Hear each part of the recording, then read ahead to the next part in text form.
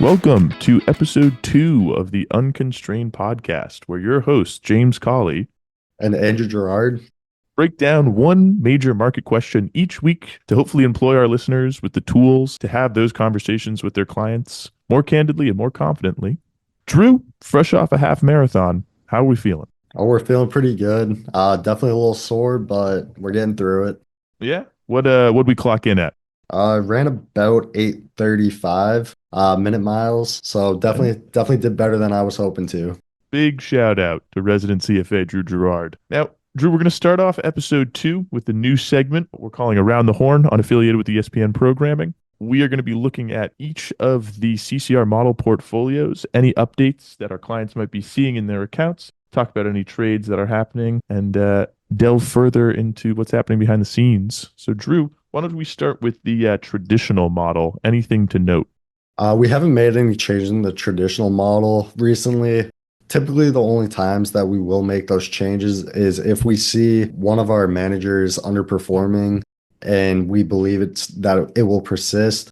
We're not seeing that right now. We're definitely happy with all of our managers, so no changes there. And that rotation of managers, that isn't necessarily an annual change, that's going to be more of a one-off if we see a manager continuing to underperform over several quarters. That's right.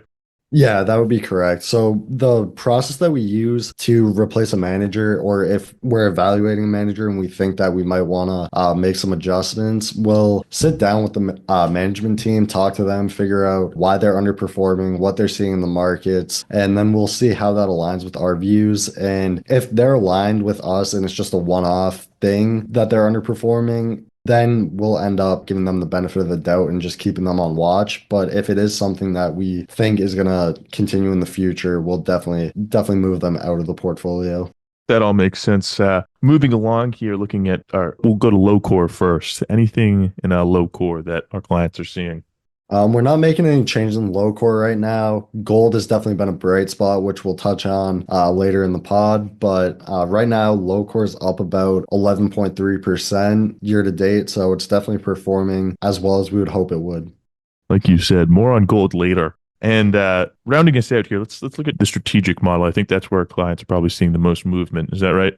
Yeah, strategic definitely has the most movements in it. And we did recently make some changes to the portfolio. One of those changes was moving outside of the mid cap space and removing Janus Enterprise and replacing it with Neuberger Berman small cap growth. The main reason for that was we like the technicals in the small cap space, but more importantly, the fundamental story behind it with the US economy continuing to be resilient. And we believe that we're going to continue to get rate cuts in the back half of 2025 and then into 2026. So we think that that definitely has a lot of room to run. That makes sense. And looking at those small cap companies, Drew, a question for you. I think today we see a lot of these private companies that seemingly get funding overnight and they can just rip up to 500 billion market cap without following that small cap, mid cap, large cap progression. Do you think we're going to see less and less companies entering the small cap space going forward? Is there any reason for concern there, or is that something that the team has taken note of?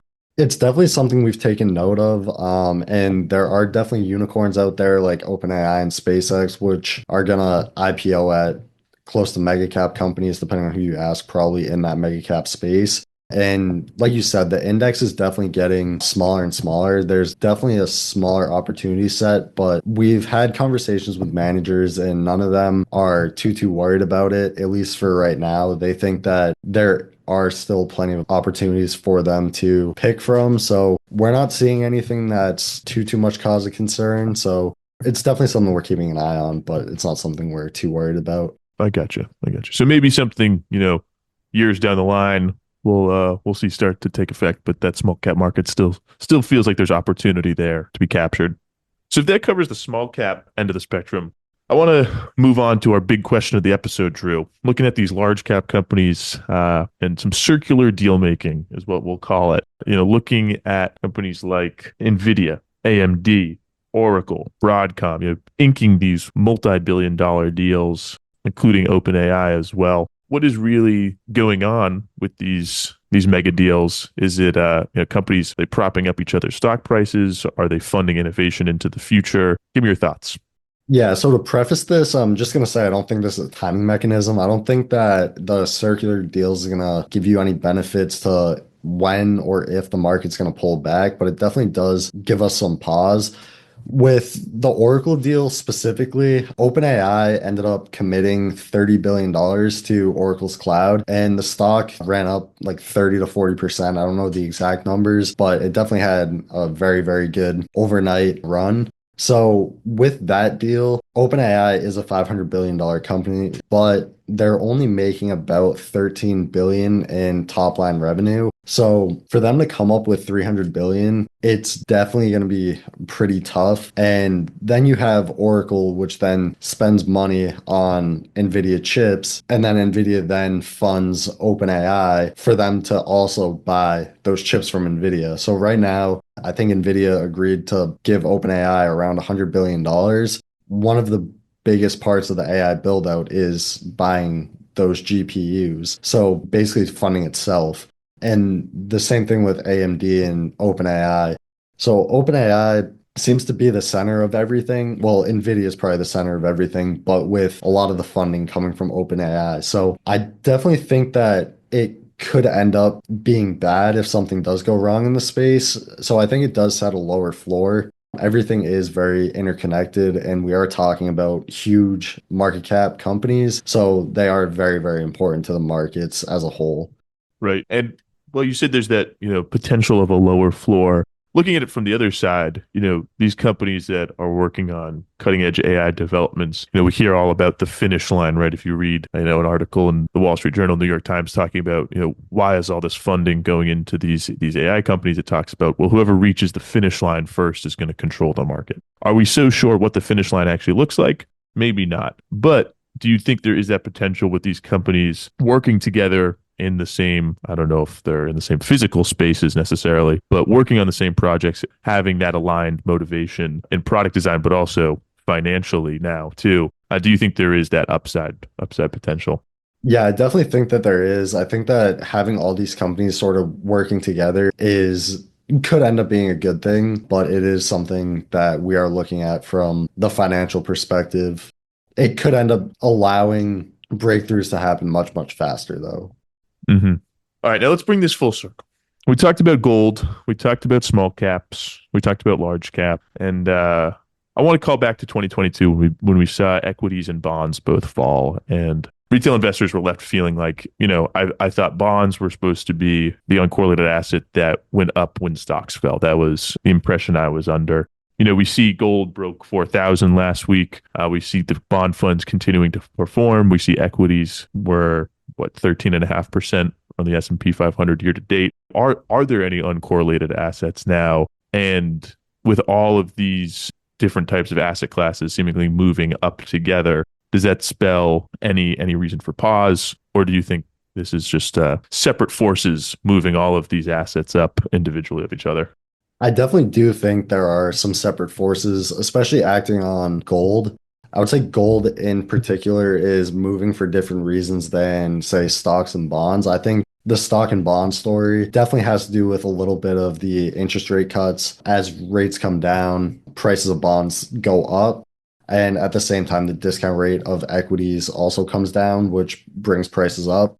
But beyond that, I think that gold is definitely moving partially because of interest rates. It doesn't have a cash flow. So it's getting less and less competition from cash and bonds, while also central banks are buying it up like crazy. So I think that that's a big portion of it. As far as 2022, the same mechanism that drove stocks and bonds down is sort of reversed now, where you have inflation. It's staying kind of high right now, not necessarily coming down, but interest rates are. And what was bringing stocks and bonds down at that time was interest rates going up because of inflation. So now you're sort of getting the reverse of that, which, since we are seeing a pretty resilient economy, is allowing stocks and bonds to be correlated to the upside. Mm-hmm. And we'll finish here. Do you think we'll see a decoupling of those forces, where all right, maybe we see a reversion to the mean with stocks and bonds and their relationship, or do you think we'll continue to see, these asset classes more closely tied to each other moving forward? That's definitely a great question. I think that the driver of stocks and bonds decoupling, as you said, and sort of being uncorrelated would end up being a recession or some form of deep economic weakness. Because I think if we get inflation, you're gonna have both stocks and bonds get hit by that issue. Whereas if we have economic weakness, we should see inflation come down, rates come down, but also the stock market is probably going to react poorly to that, whereas the bond market is going to end up reacting positively, most likely. So I think it would probably be economic weakness is going to be the thing that decouples those two asset classes. But I think gold could definitely continue to run, even though it has had quite the year. I think it could definitely continue. All right, Drew. I like that for episode 2. We'll wrap there for our listeners. Big shout out again to everybody that's tuning in. We look forward to episode 3. Again, if there's any topics or ideas that you want to see come up on an episode, let us know. Drew. Thank you, everybody. We appreciate it.